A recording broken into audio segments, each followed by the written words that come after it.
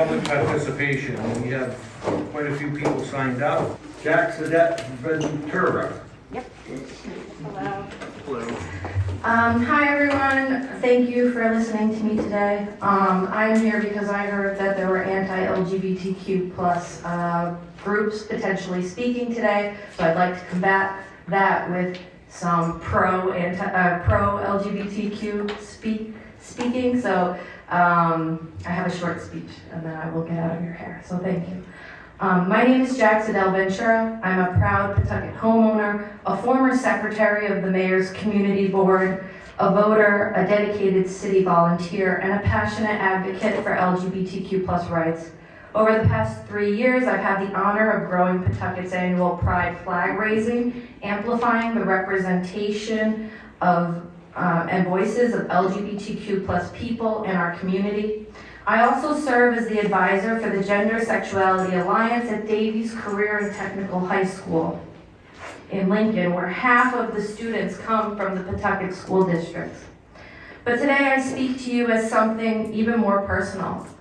I'm a non-binary Pawtucket resident, using the pronouns Jax or they, them. I stand before you today to urge the Pawtucket School Committee to uphold RIDE's standard policy supporting transgender and gender diverse students. The voices seeking to strip away these protections are not just misguided, they are dangerous. Our students deserve the right to explore their identities in an environment free from hate, intolerance, and isolation. Growing up, I always knew I was different. Assigned female at birth, I could have been labeled a tomboy, but I lacked the language to describe my true self at that time. My parents never understood or accepted me, yet their lack of understanding did not diminish who I was.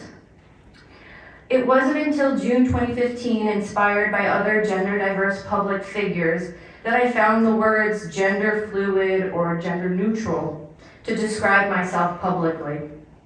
In August of 2020, I made my transition official, receiving my X gender marker on my state ID. It was a moment of profound validation and relief, marking a significant step towards embracing my true identity in my adulthood. Our students are at a critical point in their lives, exploring who they are and seeking acceptance. Schools should be a sanctuary where they can safely navigate these waters. I'm deeply grateful for my own GSA advisor in high school, Mrs. Napier, who accepted and celebrated me. Now I strive to offer the same unwavering support to our students at Davies and the students of Pawtucket, because I'm a resident here. Allowing them to explore their names, pronouns, and labels without judgment. I celebrate their courage and self-discovery. I implore you to not let Pawtucket regress into a place of hate and intolerance. Stand firm in supporting policies that protect and uplift transgender and gender diverse students. In doing so, we affirm the core values of equality, justice, and inclusivity in our community. Let the Pledge of Allegiance, which starts every Students' Day and every meeting here, be a true reflection of our commitment to liberty and justice for all. As a member of the Pawtucket School Committee, you have the power and responsibility to ensure that every student feels safe, valued, and protected. Be the champions of their liberty and ensure that our schools are places of acceptance and support for every child. Thank you for your time and consideration. I hope you have a great night. Thank you very much. Thank you.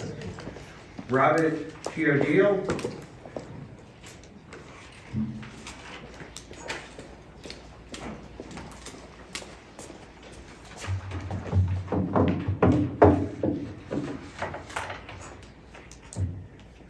Members of the committee, good afternoon or good evening. I am here this evening as part of my statewide mission to speak at every school committee meeting in Rhode Island and inform you and everyone here and everyone watching at home that no district is obligated to comply with RIDE's misleading and untruthful transgender guidance policy or the illegal hijacking of Title IX. I'll explain. But I'll ask you questions first. I know you can't answer them. How would you feel if your daughter were in a girl's bathroom or a locker room, thinking she was in a girls only space, when all of a sudden a boy identifying as a girl entered? Are you good with her feeling uncomfortable and unsafe, with her privacy violated?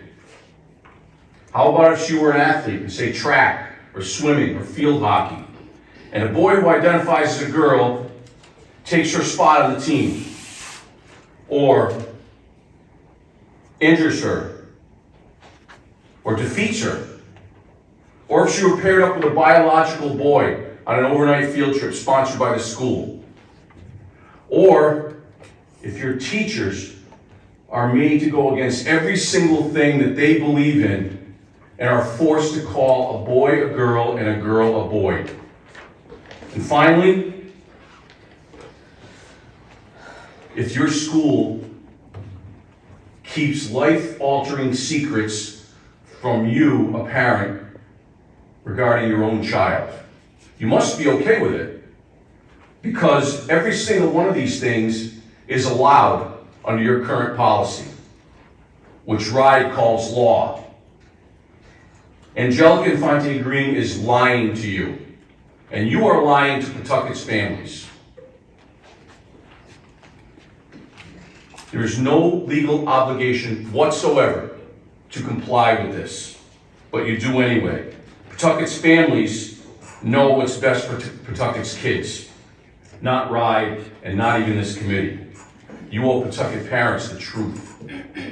This district's Title IX policy reflects that of the Biden administration's hijacked rewrite scheduled to begin on August 1st, which, as many of you may know, a court order has now been issued, a temporary injunction has now been issued, and that will not start on August 1st. Title IX was written to protect women from discrimination based on sex, not men that identify as women. That is not the same thing. I hope Pawtucket's parents will not accept this. I certainly do not, and I promise to fight it with everything I have for as long as it takes. This committee simply cannot adopt this unlawful and unsafe rewrite of this law. But of course, if it does, it will be sued by your own families and you will lose. The Westerly School Committee's new policy, when completed, will right the wrongs I mentioned earlier. Your policy must do the same. Proponents of these policies lose their argument at the jump, as no matter how much a boy wants to be a girl, thinks he's a girl, acts like a girl, he will never be a girl. Never. Same as girls identifying as boys. This is not an indictment of these kids. It is fact. There are solutions to these issues. There are solutions where all kids, whether they're confused with their sexual identity or not, are given and provided the safety and privacy they all need, all of these kids need and deserve. Follow Westerly's lead, ditch your current policy. You owe it to Pawtucket families to tell them the truth. And I promise you, you will be held accountable. Lastly, I would say, God bless the people of Pawtucket, the children and the families of Pawtucket, and God bless the United States of America. Thank you very much. Chair, point of privilege to speak. Ms. Connie. Sir, thank you for your thoughts. You're welcome. I am the mother of a transgender child who attends these schools. My child, who I hate to have to put on blast right now and expose him, has dealt every day since the moment that he could speak and walk and talk and make relationships and find out who God put him on this earth to be.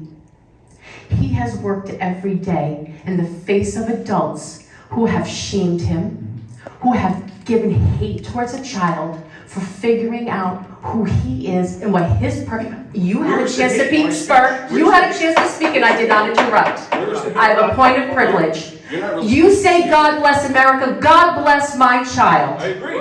And my child deserves the same safety every day in that school to go in and learn, because guess what? That's what he's there for. Not to have anybody wonder what's under his clothes. So, sir, you stand corrected, because that's the problem. My child and every child in this city, in this country, in this world has a right to an education and to be safe when they walk in that building. And what did I say? And I appreciate the fact that you would like to sue against the civil rights of my child, because I will take that on personally.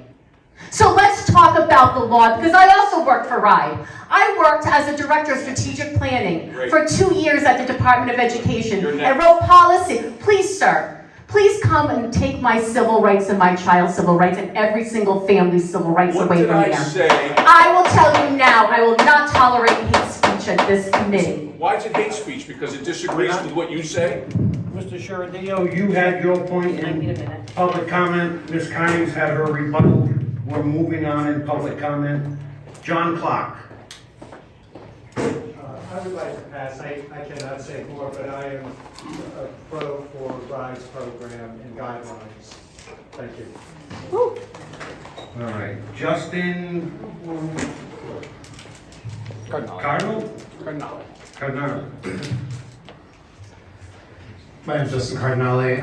I am a science teacher at Tolman High School, where I have taught for 14 years. And while I am certainly enjoying my summer right now, I'm very excited for my 15th year at Tolman. I'm here to speak in support of our trans students and RISE transgender policy. I have had the honor of knowing and teaching many trans kids here in Pawtucket, students who transition socially in middle school or during their time at Tolman or later on in their lives. I have talked to kids who have felt the anguish of unapologetic use of their dead names, of repeated misgendering, of living and hiding in the darkness for fear of rejection from their peers, and more often, fear of rejection from their own families. For some of these students, one or two trusted adults may be all that's standing between them and disaster. I realized I was gay when I was 13 years old, and it was the most terrifying revelation of my life. Moreover, it was around the 2004 election, when gay rights became a wedge issue and a national conversation. I listened to America debate whether or not I was confused, or sick, or evil, when all I wanted was to be me and to be left alone. I can't begin to describe the kind of psychological and emotional toll that takes on a young mind. And it is exactly like how today transgender youth have been put up on the political chopping block by people who don't care about them or understand them and do not want to. The people who are here to speak against our trans students will tell you this is about concern, not hate, but make no mistake, this is about pure, unadulterated hatred and vitriol. These are the same kinds of people who targeted gay people in the very recent past, and they are here for their next victims. I spent all of high school teetering on the verge of suicide. Not because of who I was, but because of the way I was treated by other people. And by the way I was treated at home by my own parents. At school, though, I had trusted adults. My biology teacher, Mrs. Wong, listened to me, supported me, and validated my humanity. I'm not sure that I'd be alive today without the guidance of that wonderful educator and the other caring adults like her. And yes, I told her many things my own parents didn't know about me.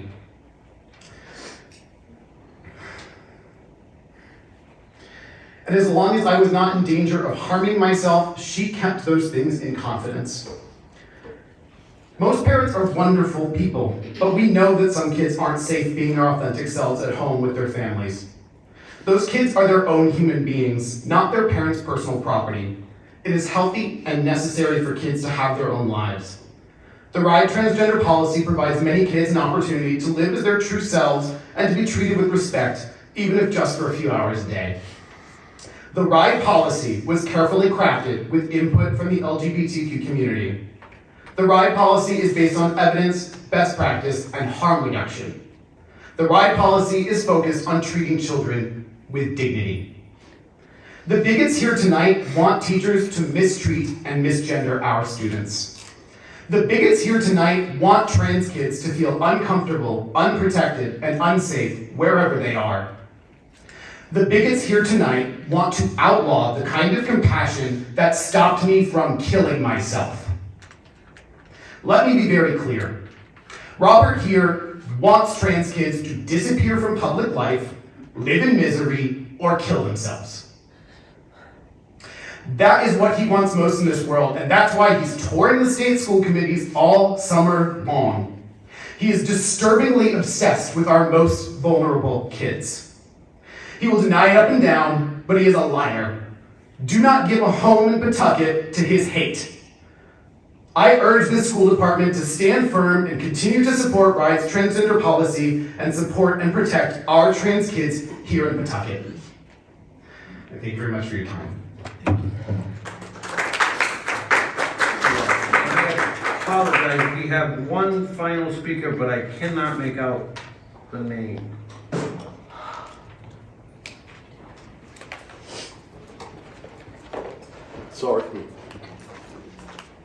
Sorry, bad handwriting. Sean Hagberg, Cranston, Rhode Island, here in support of the RIDE policy. I have two professional opinions. I'm a culture anthropologist. My interest is in power and power relations.